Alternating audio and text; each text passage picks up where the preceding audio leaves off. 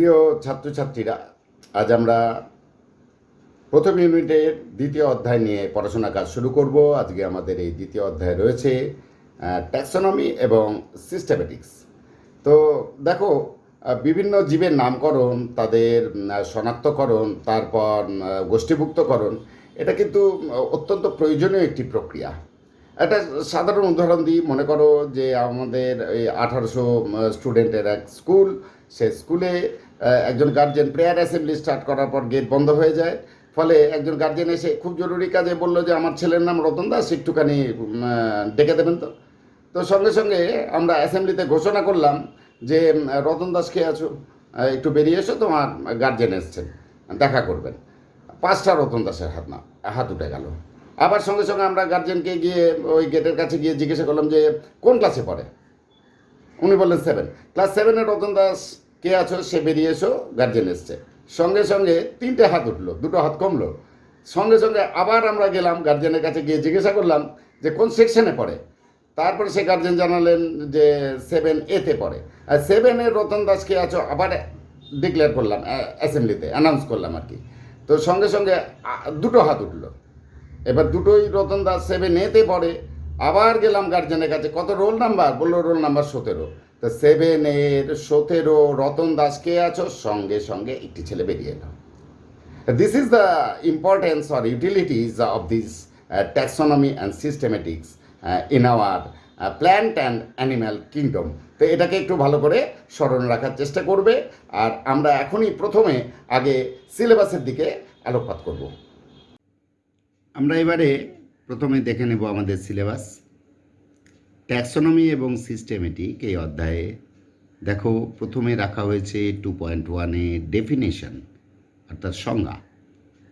2.2-এ রয়েছে taxonomic hierarchy অর্থাৎ Linnaeus প্রবর্তিত যে ট্যাক্সোনমির ধাপ সে সম্পর্কিত আলোচনা। একে লিনিয়ান হায়ারার্কিও বলা হয় এবং অবশ্যই এটা উদাহরণ সহযোগে আমাদের সিলেবাসের মধ্যে আলোচনা করতে বলা হয়েছে। তারপর চলে আসবে বাইনোমিয়াল নোমেনক্লেচার অর্থাৎ আমরা 2.3 এই সেগমেন্টে দেখে নিব দ্বিপদ নামকরণ। অবশ্যই দ্বিপদ নামকরণের সঙ্গে সঙ্গে এই দ্বিপদ নামকরণ সিস্টেমটা কি, কে প্রবর্তন করেন, দ্বিপদ নামকরণের কি কি ধাপ রয়েছে। তোমরা ইতিমধ্যে জেনে এসছো মাধ্যমিক পর্যায়ে যে গণ এবং প্রজাতি নিয়ে দ্বিপদ নামকরণ সাধারণত জীবেদের ক্ষেত্রে ঘটে থাকে এবং এই গণ আর প্রজাতি সেটি কি সে সম্পর্কেও মোটামুটি একটা প্রাথমিক ধারণা তোমাদের তৈরি হয়ে আছে। গণ প্রজাতির দুটোই কিন্তু লিনিয়াস প্রবর্তিত যে হায়ারার্কি, লিনিয়ান হায়ারার্কির 7টি ধাপের অন্যতম অংশ এবং অবশ্যই শেষের দিকে সে অংশ গণ এবং প্রজাতি। তো সিলেবাসের প্যাটার্ন ধরলে আমরা দেখতে পাবো এমন কিছু বিরাট বিষয়বস্তু কিন্তু ট্যাক্সোনমি এবং সিস্টেমেটিক এই অধ্যায়ে নেই। আমরা ধীরে ধীরে এখন সেই আলোচনাগুলোর দিকে প্রবেশ করব। ট্যাক্সোনমি এবং সিস্টেমেটিক্স দুটো ব্যাপার নিয়ে যারা নামকরণ প্রক্রিয়াটার সঙ্গে যুক্ত বা জীববিদ্যার এই শাখার সঙ্গে যুক্ত বিজ্ঞানীদের মধ্যে কিন্তু মতপার্থক্য রয়েছে। অনেকে মনে করেন যে জীবজগতের শ্রেণীবিন্যাসটাই হচ্ছে ট্যাক্সোনমি, কিন্তু বিজ্ঞানী লরেন্স 1951 সালে বললেন যে একটা জীবকে প্রথমে চিনে নিতে হবে, তারপর অর্থাৎ শনাক্তকরণ বৈশিষ্ট্যের মাধ্যমে তাকে আগে চিনে নিতে হবে, তারপরে একই রকম এই বৈশিষ্ট্যগুলো যে জীবের মধ্যে আছে তাদেরকে আলাদা আলাদাভাবে শ্রেণীভুক্ত করতে হবে। তারপরে জীবেদের নামকরণ করার একটা ব্যাপার রয়েছে, অর্থাৎ নামকরণ তারপর শনাক্তকরণ এগুলো ছাড়া কিন্তু কখনোই শ্রেণীবিন্যাস সম্ভব নয়। এটা লরেন্স বললেন। পরবর্তীকালে আরও দুজন বিজ্ঞানী ডেভিস, বিজ্ঞানী হেউড, বেশ কিছুদিন পরে 12-13 বছর পরে 1963 সাল নাগাদ তারা কিন্তু আবার বললেন যে না, ব্যাপারটা একেবারে সঠিক, লরেন্স যা বলেছেন, এবং কখনোই কোনো জীবের নামকরণ শনাক্তকরণ ছাড়া কিন্তু শ্রেণীবিন্যাস সম্ভব নয়। এরপরে আমরা আরও একটি ধাপ দেখব। অগাস্তিন পি দ্য কন্ডোল বা কন্ডোলেও অনেকে বলে থাকেন। বিশিষ্ট এই বিজ্ঞানী কিন্তু সর্বপ্রথম ট্যাক্সোনমি শব্দটিকে প্রবর্তন করেছিলেন। তিনি জানান যে ট্যাক্সন এবং নমস এই দুটো ল্যাটিন ওয়ার্ড থেকেই কিন্তু ট্যাক্সোনমি এসছে এবং ট্যাক্সন শব্দটির অর্থ হচ্ছে বিন্যাস, আর নমস হচ্ছে রুলস বা নিয়ম। তাই ট্যাক্সোনমি কথাটির একেবারে আক্ষরিক শব্দ যেটা সেটা হচ্ছে বিন্যাসবিধি, এবং এই বিন্যাসবিধি জীববিদ্যা অধ্যয়নের ক্ষেত্রে অত্যন্ত একটি গুরুত্বপূর্ণ পর্যায়। আমরা সেই পর্যায়গুলোকে ধীরে ধীরে দেখে নেব। অ্যাকচুয়ালি জীববিদ্যার নামকরণ বিভাগে সিস্টেমেটিক্স একটি অন্যতম নতুন শব্দ বলেই বা আধুনিক শব্দ বলেই খ্যাতি লাভ করেছে। শ্রেণীবদ্ধ বিদ্যা বা শ্রেণীবিন্যাস কখনোই সম্ভব নয় নামকরণ বা শনাক্তকরণ পর্যায় ছাড়া। তো এই ব্যাপারে বিখ্যাত বিজ্ঞানী র্যাডফোর্ড 1986, খুব বেশি দিন আগে নয়, তিনি তার একটা সুন্দর অভিমত প্রকাশ করলেন এবং সারা বিশ্বে সেটি সমাদৃত হয়েছে যে জীব গোষ্ঠীগুলি বা ট্যাক্সা, এই ট্যাক্সাগুলির মধ্যে যে ফেনেটিক্স বা জেনেটিক্স বা ফাইলোজেনেটিক্স ইত্যাদির সম্পর্ক সেটা কিন্তু নির্ধারণ করতে পারে। তোমরা ইতিমধ্যেই জেনেটিক্স বা ফাইলোজেনেটিক্স অর্থাৎ জিনতত্ত্ববিদ্যা বা জাতিজনীগত বিদ্যা সম্পর্কে কিছুটা হলেও জেনে এসেছো, কিন্তু একেবারে নতুন শব্দ হিসেবেই উপস্থাপিত হচ্ছে তোমাদের কাছে সেটি হচ্ছে ফেনেটিক্স।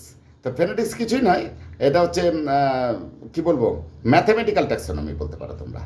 যে কম্পিউটারের যে বাইনারি সিস্টেম রয়েছে সেই সিস্টেমের মাধ্যমেই আমরা এটাকে ওই পারস্পরিক জীবগুলির আন্তঃসম্পর্ক নির্ধারণের একটা প্রচেষ্টা ফেনেটিক্সে করা হয়ে থাকে।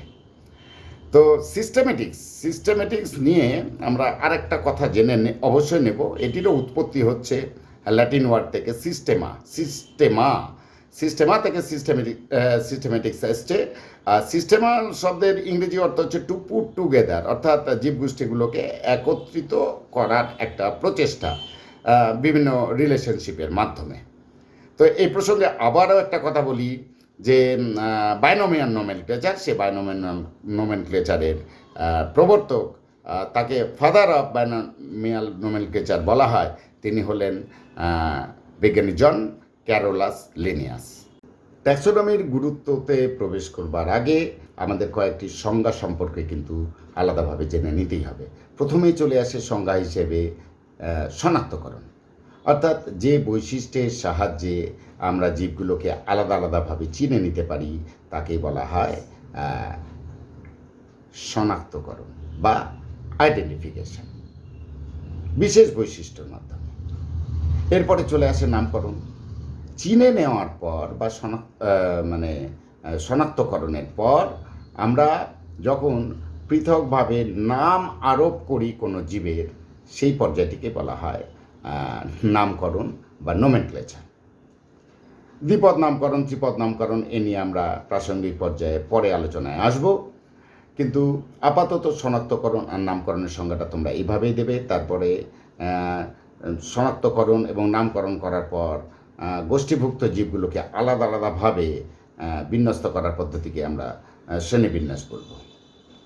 এখানে কিন্তু সিঙ্গেল কোনো জীবের কথা আমরা উল্লেখ করব না, অনেকগুলো জীবকেই একত্রিতকরণ করা হচ্ছে তাদের বৈশিষ্ট্যের সাপেক্ষে। যেমন উদ্ভিদের ক্ষেত্রে আমরা বলতে পারি, ধরো তন্তু উৎপাদনকারী উদ্ভিদ কারা, খাদ্য শস্য উৎপাদনকারী উদ্ভিদ কারা, পানীয় উৎপাদনকারী উদ্ভিদ কারা, তারপরে আসবাবপত্র সামগ্রী অর্থাৎ কাষ্ঠল বহুবর্ষজীবী দ্বিবীজপত্রী উদ্ভিদ, তাদের ক্যাটাগরিটা আলাদা, ভেষজ উদ্ভিদের ক্যাটাগরিটা আলাদা। এরকমভাবে আমরা সিস্টেমেটিক্স পর্যায়টাকে ইউজ করতে পারি বা করা হয়। তারপরে চলে আসবে প্রামাণ্য দলিল, অর্থাৎ আমরা যে বৈশিষ্ট্যের মাধ্যমে কোনো বিজ্ঞানী কোনো জীবকে আবিষ্কার করলেন, শনাক্তকরণ করলেন, নামকরণ করলেন, আবিষ্কার করবার পর সেই জীবটাকে কিন্তু প্রিজার্ভ করে রাখতে হবে। কারণ পরবর্তীকালে বিজ্ঞানীরা যখন আবার ইন্টার রিলেশনশিপ খুঁজবেন বা তাদের ধারা অনুযায়ী পরবর্তী আগন্তুক উদ্ভিদ যারা তাদের মধ্যে বা আনডিসকভার যে প্ল্যান্টগুলো রয়েছে তাদের মধ্যে রিলেশনশিপ টানার চেষ্টা করবেন। এই জন্য কিন্তু ডকুমেন্টেশন অর্থাৎ দলিল, প্রামাণ্য দলিল হিসেবে এই রেকর্ডগুলো রাখা অত্যন্ত জরুরি এবং রাখাও হয়।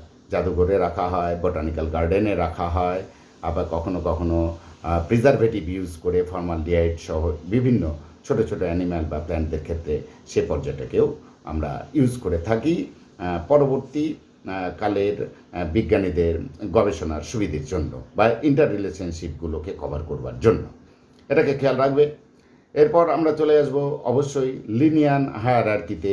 লিনিয়ান হায়ারার্কির ক্ষেত্রে দেখব যে বিশ্ববরেণ্য বিজ্ঞানী জন ক্যারোলাস লিনিয়াস তাকেই কিন্তু ফাদার অফ ট্যাক্সোনমি হিসেবেই চিহ্নিত করা হয়েছে, কারণ তিনি দ্বিপদ নামকরণের প্রবর্তক ছিলেন।